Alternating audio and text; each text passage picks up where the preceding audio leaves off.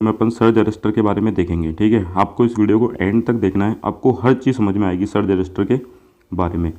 तो सबसे पहले देखो मैं शुरुआत करता हूँ इसकी डेफिनेशन से। देखो डेफिनेशन ये बोलती है कि सर्ज अरेस्टर एक प्रोटेक्टिव डिवाइस है। ठीक है, प्रोटेक्टिव डिवाइस है। ठीक है, किसको प्रोटेक्ट करता है? अपने इलेक्ट्रिकल इक्विपमेंट को प्रोटेक्ट करता है। ठीक है, इलेक्ट्रिकल इक्विपमेंट जैसे कि आप देख रहे हो। और किससे प्रोटेक्ट करता है? सर्जिस से प्रोटेक्ट करता है, या फिर मैं बोल दूँ ओवर वोल्टेज ट्रांजाइंट से प्रोटेक्ट करता है। ठीक है ना। और ये ओवर वोल्टेज ट्रांजाइंट किसकी वजह से हुए?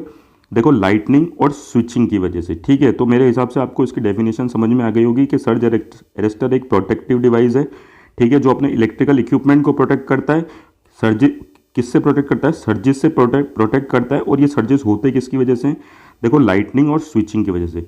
देखो एक बात मैं आपको बहुत ही क्लियर कर देना चाहता हूँ, जो सर्ज अरेस्टर जो प्रोटेक्शन देता है ना, वो इलेक्ट्रिकल अपने इक्विपमेंट को वो देता है वायर के अंदर जो सर्जिस इंड्यूस हुए हैं उसकी वजह से। ठीक है ना। तो यहाँ पे एक क्वेश्चन आता है कि लाइटनिंग की वजह से कैसे दे रहा? भाई लाइटनिंग तो बाहर का फेनोमेना है, एक्सटर्नल फेनोमेना है, तो इस चीज़ को अपन आगे देखेंगे। ठीक है ना। तो सबसे पहले देखो अपन देख लेते हैं इसके कंस्ट्रक्शन के बारे में। देखो ये जो बाहर का आपको दिख रहा है ये पोरिसिलिन हाउसिंग है। ठीक है ना, पोरिसिलिन हाउसिंग है। और उसके अंदर जो सर्ज अरेस्टर का जो एक्टिव पार्ट है ना, जो मेन पार्ट है, इसके अंदर होती है ये एमओवी के ब्लॉक्स, या फिर मैं बोल दूं एमओवी की डिस्क होती है। ठीक है ना, मेटल ऑक्साइड वेरिस्टर की डिस्क। ठीक है ना, ये डिस्क एक के ऊपर एक पड़ी हुई रहती है, मतलब कि एक डिस्क नहीं होती, काफ़ी सारी डिस्क रहती है। ठीक है ना, ये डिपेंड करता है कि सर्ज अरेस्टर को अपन को कितने वोल्टेज पे काम में लेना है। ठीक है ना। अब देखो जो दूसरा पॉइंट है वो ये है कि सर्ज अरेस्टर का जो एक टर्मिनल है ना, वो अपने कंडक्टर से कनेक्ट होगा। ठीक है ना। और जो दूसरा जो टर्मिनल है ना, वो अर्थ से कनेक्ट होता है। और लेकिन यहाँ पे एक बात याद रखना, ये डायरेक्ट अर्थ में कनेक्ट नहीं हो रहा जाके, ये अर्थ वायर या न्यूट्रल वायर, ग्राउंड वायर से जाके कनेक्ट हो रहा है। ठीक है, तो मेरे हिसाब से आप इसकी सिंपल सा जो ये कंस्ट्रक्शन है ये समझ गए होंगे। अब अपन इसके एक एक पार्ट के बारे में बात करेंगे। ठीक है ना। देखो जैसे कि मैंने यहाँ पे आपको बताया कि इसमें क्या होते हैं, दो टर्मिनल हैं। ठीक है ना, एक तो हाई वोल्टेज टर्मिनल है, ऊपर वाला आपने देखा था, जो लाइव कंडक्टर या फिर मैं सिंपल सा बोल सकता हूँ कंडक्टर से कनेक्ट होता है। दूसरा जो टर्मिनल है वो अपना ग्राउंड टर्मिनल है। ठीक है ना, जो ये ग्राउंड टर्मिनल है किससे? ग्राउंड वायर या न्यूट्रल वायर से अपना कनेक्टेड है। ठीक है ना, जैसे कि मैंने आपको पहले ही बताया था, ऊपर के जो हार्ट है ना, मैं बोल सकता हूँ अगर सर्ज अरेस्टर का जो हार्ट है वो ये मेटल ऑक्साइड वेरिस्टर की यूनिट है। ठीक है ना, ये क्या करती है, मतलब ये एक्टिव पार्ट कंस्टिट्यूट करती है। इसका मतलब जो मेन फंक्शन करना है ना, वो इसी को करना है। और ये एक के ऊपर एक रखी हुई है, इसी को एक के ऊपर एक रखने को अपन बोलते हैं स्टैक करना। ठीक है ना, तो यही लाइन लिखी है, metal oxide blocks stack on top of each other, एक के ऊपर एक रखे हुए हैं। ठीक है ना। अब देखो अपन आते हैं कि भैया ये मेटल ऑक्साइड जो ब्लॉक्स हैं ये बने किसके होते हैं। ठीक है ना, देखो मेटल ऑक्साइड ब्लॉक्स है ना, मैं बोल सकता हूँ कि ये बने होते हैं जिंक ऑक्साइड के। जिंक ऑक्साइड मिक्स होती है दूसरे मेटेलिक पाउडर के साथ। ठीक है ना,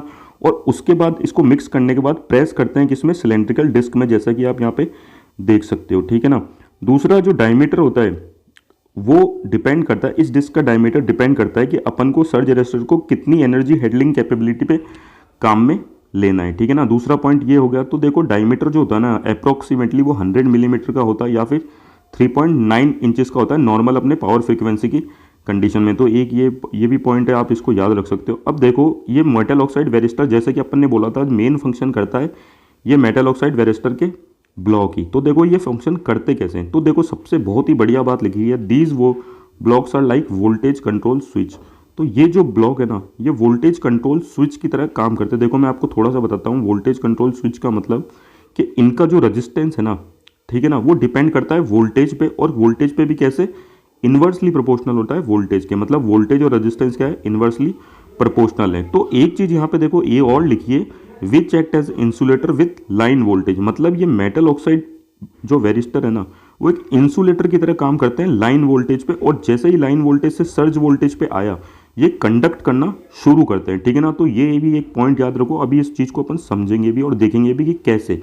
ठीक है ना, तो देखो वेरिस्टर जैसे नाम में आ रहा है मेटल ऑक्साइड वेरिस्टर, तो वेरिस्टर क्या होता है? एक वेरिएबल रेजिस्टेंस डिवाइस होता है। ठीक है ना, जिसका रेजिस्टेंस इन्वर्सली प्रोपोर्शनल है किसके? वोल्टेज के। जैसे कि अपन ने पहले बात कर ली कि वोल्टेज प्रोपोर्शनल है इन्वर्सली किसके? रेजिस्टेंस के। मतलब वोल्टेज ज़्यादा तो रेजिस्टेंस कम, वोल्टेज कम तो रेजिस्टेंस ज़्यादा। देखो अब वर्क कैसे करता है, इस चीज़ को अपन यहाँ पे समझते हैं। देखो जैसे कि मैंने बोला था, अपना सर्ज अरेस्टर है जिसका एक टर्मिनल तो अपने कंडक्टर से जुड़ा हुआ होना चाहिए, और सर्ज अरेस्टर का दूसरा टर्मिनल अपने न्यूट्रल पर जुड़ा हुआ होना चाहिए। ठीक है ना, और ये जो लाइन है ये जा रही है अपने इक्विपमेंट को, और इसी इक्विपमेंट को अपन को प्रोटेक्ट करना है। अब मेरी बात एक ध्यान से सुनो, भैया नॉर्मल पावर फ्रीक्वेंसी वोल्टेज पे अपन चाहते हैं कि इस इक्विपमेंट में जाने वाली सप्लाई इंटरप्ट हो। वापस से बोल देता हूँ, नॉर्मल पावर फ्रीक्वेंसी वोल्टेज पे अपन चाहते हैं क्या कि अपने इक्विपमेंट में जाने वाली जो सप्लाई है वो डिस्टर्ब हो। तो अपन चाहते हैं कि भैया नॉर्मल पावर फ्रीक्वेंसी वोल्टेज पे अपना ये सर्ज अरेस्टर कंडक्ट ना करे, ठीक है ना, क्योंकि अगर ये इस वोल्टेज पे कंडक्ट कर गया, ठीक है ना, तो होगा क्या कि करंट इसके थ्रू फ्लो होता हुआ न्यूट्रल में जाएगा और ग्राउंड में चला जाएगा। तो देखो यही बात की गई है कि भैया एक रेफरेंस वोल्टेज चुन लिया, ठीक है ना, रेफरेंस वोल्टेज कौन सा चुन लिया, पावर फ्रीक्वेंसी वोल्टेज, ठीक है ना। अब देखो ये रेफरेंस वोल्टेज कम है, ठीक है ना, तो मैं बोल सकता हूँ रेफरेंस वोल्टेज कम है तो इन्वर्सली प्रोपोर्शनल है, तो वोल्टेज कम तो रेजिस्टेंस ज़्यादा। अब देखो करंट क्या करेगा, हमेशा लो रेजिस्टेंस पाथ चुनेगा, ठीक है ना, लेकिन इस सर्ज रेजिस्टर का इस टर्मिनल का रेजिस्टेंस तो क्या है, ज़्यादा है, तो क्या होगा, रेफरेंस वोल्टेज या पावर फ्रीक्वेंसी वोल्टेज पे जो होगा करंट सीधा अपने इक्विपमेंट में जाएगा, ठीक है ना। तो इसको मैंने बोल दिया नॉन कंडक्शन स्टेट, जैसे कि आपने मैंने ये वाली लाइन देखो यहाँ पे लिखी थी which act as insulator with line voltage, ठीक है, मेरे हिसाब से आप समझ गए होंगे। लेकिन अब देखो जैसे ही अपने लाइन में आया सर्ज, ठीक है ना, तो अपन चाहते हैं कि ये जो सर्ज करंट है या सर्ज वोल्टेज है अपने इक्विपमेंट में ना जाए, क्योंकि अपना इक्विपमेंट की जो इंसुलेशन है वो उसको हैंडल नहीं कर पाएगी। तो देखो वोल्टेज अब की बार क्या हो गया, रेफरेंस से ज़्यादा चला गया, जैसे कि अपन ने देखा वोल्टेज ज़्यादा तो रेजिस्टेंस कम, ठीक है ना। तो अब जैसे कि फिर से अपन देखते हैं कि भैया करंट कौन सा मिनिमम रेजिस्टेंस पाथ चुनता है, लेकिन अब की बार ये जो इसका जो टर्मिनल है इसका रेजिस्टेंस क्या है, कम, तो जो फॉल्ट करंट है या जो सर्ज करंट है वो इसके थ्रू होता हुआ किस में चला जाएगा, न्यूट्रल में, और उसके थ्रू ग्राउंड में चला गया था। तो ये जो होगी इसकी कंडक्शन की स्टेट कहलाएगी, ठीक है ना। तो आप इस मेरे हिसाब से इतना पॉइंट भी समझ गए होंगे, ठीक है ना। देखो जो सारे जो सर्ज रजिस्टर बने ना, ये लिखा है यहाँ पे कि आजकल गैपलेस मेटल ऑक्साइड वेरिस्टर टाइप होते हैं, ठीक है, जैसे कि आपने देखा होगा जो लाइटनिंग अरेस्टर होते हैं उसमें गैप होता है, लेकिन जो अपने सर्ज अरेस्टर होते हैं वो गैपलेस होते हैं और मेटल ऑक्साइड वेरिस्टर टाइप के होते हैं, ठीक है ना। अब देखो सर्ज अरेस्टर कनेक्ट कहाँ होते हैं, ठीक है ना, मतलब मैं इसको सिंपल सा बोलूँ ना कि सर्ज अरेस्टर की लोकेशन क्या होती है। तो देखो सिंपल सा देखो, सर्ज अरेस्टर जिस भी इक्विपमेंट को अपन को प्रोटेक्ट करना है उससे जस्ट पहले कंडक्टर के साथ जुड़े हुए होते हैं, ठीक है ना। वापस से बोल देता हूँ, जिस भी इक्विपमेंट को अपन को प्रोटेक्ट करना है ना, मतलब कंडक्टर में आने वाले सर्ज से, तो भैया इस इक्विपमेंट से जस्ट पहले कंडक्टर के साथ जुड़े हुए होता है अपना सर्ज रजिस्टर। इक्विपमेंट से जस्ट पहले कंडक्टर साथ जुड़ा हुआ होता है और दूसरा इक्विपमेंट के साथ पैरेलल में होता है। तो देखो मैंने यही चीज लिखी है, to protect a unit of equipment from transient occurring on attach conductor, surge connector is connected to the conductor just before it enter into the equipment. मतलब कंडक्टर जहां पे जैसे ही इसमें एंटर करने वाला था उसके जस्ट पहले सर्ज रजिस्टर कनेक्ट होता है और किसके साथ, इक्विपमेंट के साथ पैरेलल में कनेक्ट होता है, ठीक है ना। तो यही चीज़ देखो यहाँ लिख रखी है। दूसरा भाई कंडक्टर के साथ तो कनेक्ट होगा भी, दूसरा टर्मिनल किसके साथ होगा, ग्राउंड के साथ कनेक्ट, वही जस्ट बिफोर, क्यों, क्योंकि जैसे ही अपन को पता है सर्ज आएगा ये क्या करेगा, अपने थ्रू बाईपास कर देगा सर्ज करंट को ग्राउंड में, ठीक है ना। तो देखो दूसरी लाइन यही लिखी है, दूसरा ग्राउंड के साथ भी उसी पोजीशन में कनेक्ट होता है, while isolating the conductor if one occur, ठीक है ना। ये लाइन तो इतनी कुछ इंपॉर्टेंट है नहीं। देखो इस बात को समराइज करके लिख दिया, surge register connected close to and in parallel with the equipment to be protected, ठीक है ना। ये मतलब आपके ऑप्शंस में आती है ऐसी लाइन, है ना, बिल्कुल वही जो मैंने आपको समझाया, जिस इक्विपमेंट को प्रोटेक्ट करना है उसके क्लोज बिल्कुल पास कनेक्ट होगी कंडक्टर के साथ और उसके साथ पैरेलल में कनेक्ट होगी जिस भी इक्विपमेंट को अपन को प्रोटेक्ट करना है। अब देखो एक बात और समझो, देखो ये भी काफ़ी बार क्वेश्चन में आता है। देखो भैया हर कंडक्टर में जो मैंने जैसे कि आपको बताया पहले कि भैया हर कंडक्टर में अपने इंड्यूस्ड ट्रांजाइंट होते हैं, ठीक है ना। तो हर कंडक्टर के लिए अलग से क्या लगाना पड़ेगा, अपन को सर्ज अरेस्टर लगाना पड़ेगा। तो भैया पैरेलल में होता है, क्लोज होता है, इक्विपमेंट में प्रोटेक्टेड, और हर कंडक्टर के लिए अलग अलग होता है ताकि वो जब भी ट्रांजाइंट आए उसको इक्विपमेंट से दूर ले जाए। तो एक ये पॉइंट भी याद रखना बहुत ही इंपॉर्टेंट है। देखो अब दूसरी बात आती है सर्ज अरेस्टर, जैसे कि मैंने आपको बताया था ना लाइटनिंग कैसे प्रोटेक्ट करता है, तो उस वो जो बात है वो यहाँ आएगी। तो देखो सबसे पहले तो अपन देखते हैं, ये लिखा है why use the surge register, मतलब अपन सर्ज रजिस्टर को काम में क्यों लेते हैं। देखो अपनी जो डिस्ट्रीब्यूशन या ट्रांसमिशन पावर लाइन है उसमें बहुत सारे वोल्टेज सर्जेस आते हैं, क्यों, क्योंकि जो करंट होता है किसी भी पॉइंट पे बहुत ही ज़्यादा इंक्रीज कर जाता है, इसकी वजह से ये वोल्टेज सर्जेस आते हैं। तो देखो अपन इस टॉपिक को सिंपल से ऐसे बोलते हैं, सोर्सेज ऑफ वोल्टेज सर्जेस क्या है।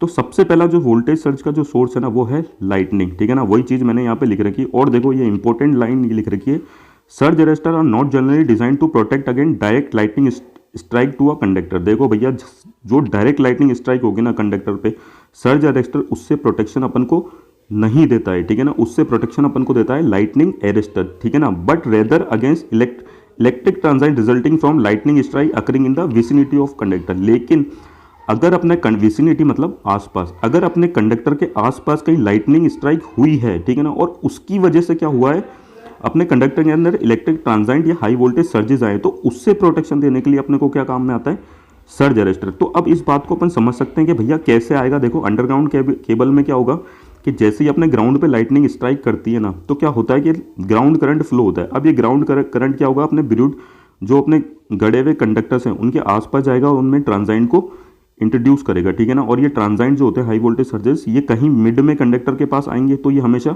आउटवर्ड की तरफ जाएंगे जहाँ पे अपना इक्विपमेंट लगा हुआ हो, ठीक है ना। और दूसरा ओवरहेड लाइंस में देखो क्या होता है, जब भी अपने कंडक्टर के आसपास जब बिजली गिरती है तो एक एटमॉस्फेरिक इलेक्ट्रोमैग्नेटिक पल्स होती है, ठीक है ना, वो जनरेट होती है। अब वो क्या करती है, अपने जो कंडक्टर होते हैं उनमें क्या करती है, जो हाई वोल्टेज सर्जेस है उनको इंड्यूस करती है। तो ओवरहेड लाइंस में इस तरीके से क्या होता है, लाइटनिंग स्ट्राइक की वजह से अपना हाई वोल्टेज सर्ज इंड्यूस होता है, ठीक है ना। तो देखो ये सी बात को मैंने समराइज करके यहाँ पे लिखी है, बहुत ही शानदार लाइन है, इसलिए मैंने इसको पढ़ के बताता हूँ। Surge arrester only protect against induce transient characteristic of a lightning discharge. Lightning discharge की वजह से इंड्यूस होने वाले ट्रांजाइट से सर्ज अरेस्टर अपन को प्रोटेक्ट करता है and will not protect against electrification caused by direct strike to the conductor. और अगर इलेक्ट्रिफिकेशन हुआ किसकी वजह से, डायरेक्ट स्ट्राइक हुई, कंडक्टर पर लाइटनिंग गिरी, तो उससे अपन को ये प्रोटेक्ट नहीं करता है। देखो मैं इसको वापस से बोल दूं, थोड़ा कंफ्यूजन में बोल गया मैं।